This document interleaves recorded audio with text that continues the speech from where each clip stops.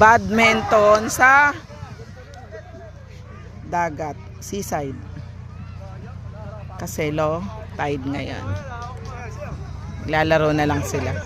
Hindi makaligo. Oh, ayan. Mga millennials. Nandito tayo ngayon sa Calatagan, Batangas. And guys, ang ganda, no? Hindi nyo na kailangan sa mga ayaw sumakay ng eroplano. Yan, pwede na to guys. So, yan, solve na din, no?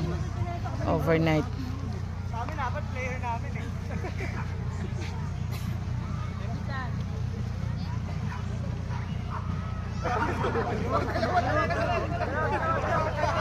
Lalaro sila.